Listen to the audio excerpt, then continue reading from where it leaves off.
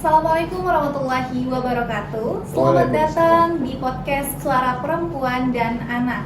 Ruang untuk berbagi cerita, pengetahuan, serta inspirasi mengenai hak-hak untuk melindungi perempuan dan anak. Tentunya bersama dengan narasumber kita yang luar biasa pada hari ini, yaitu Bapak Dr. Asraf Suryadin MPD selaku Kepala DP3 ACSKB Provinsi Kepulauan Bangka Belitung. Nah, sebagai informasi nih teman-teman, DP3 ACSKB ini merupakan dinas yang menangani dan memberikan perlindungan serta layanan terhadap perempuan dan juga anak yang menjadi korban dari kekerasan. Halo Bapak, selamat pagi dan bagaimana kabarnya Pak hari ini? Selamat pagi, alhamdulillah ya sehat.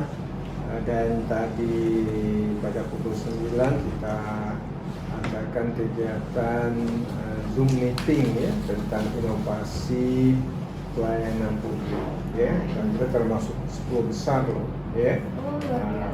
Jadi yang mudah-mudahan nanti bisa menjadi yang terbaik ya.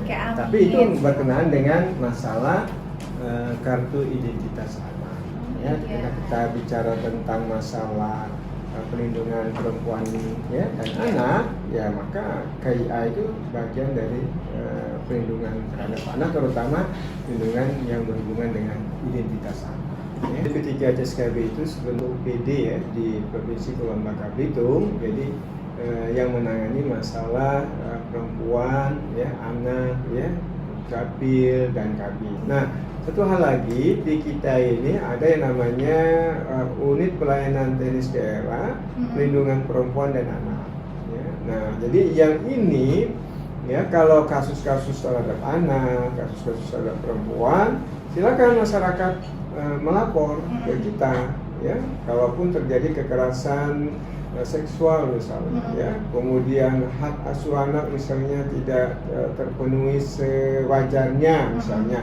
itu bisa menyampaikan kepada kita ya. Mudah-mudahan kehadiran dinas ini setidak-tidaknya bisa memberikan kontribusi yang maksimal kepada masyarakat. Nah, mungkin ada strategi atau program Pak yang sudah dicanangkan dari dinas ini sendiri untuk mencapai tujuan dalam hal mencegah ataupun meminimalisir adanya kekerasan terhadap perempuan dan anak. Oh ya, kan kita juga punya mobil perlindungan perempuan dan anak ya, Molin Sahabat namanya gitu. Nah, yang penting kita berharap pada masyarakat itu jangan sampai malu lah ya untuk melapor agar mereka bisa terlindungi ya. Nah, mungkin dalam prosesnya tentu pasti ada kayak hambatan ataupun tantangan ya Pak, seperti kurangnya mungkin support dari masyarakat sekitar gitu dalam hal contohnya tadi Pak yang merasa malu untuk melapor kayak gitu Pak. Nah, bagaimana dari dinas sendiri untuk mengatasi hal-hal tersebut Pak? Nah, kalau mereka melapor kita akan bantu ya, kita akan support ya, agar pihak kabupaten kota pun merasa ditemani gitu ya kalau ada kasus-kasus. Dari DP3 CSKB sendiri apakah sudah sering melaksanakan sosialisasi ke daerah-daerah terpencil itu Pak? Alhamdulillah ya, kita itu berharap sekali selain masyarakat yang memang peduli terhadap terhadap diri mereka, terhadap anak mereka, terhadap perempuan.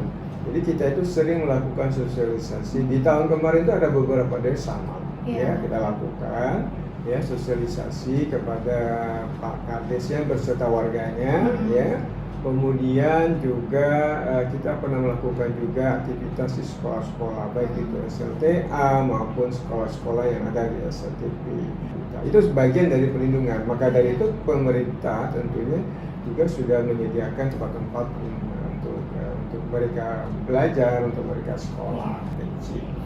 Bahkan tidak hanya itu, kita juga melakukan pembelajaran juga kepada anak-anak binaan yang ada di lapas anak misalnya. Seperti itu ya, kader-kader pemimpin bangsa ke depan. Jadi kalau orang perempuannya baik, orang tuanya baik, pola asuhnya terhadap anaknya baik ya, maka yang namanya stunting mungkin tidak ada.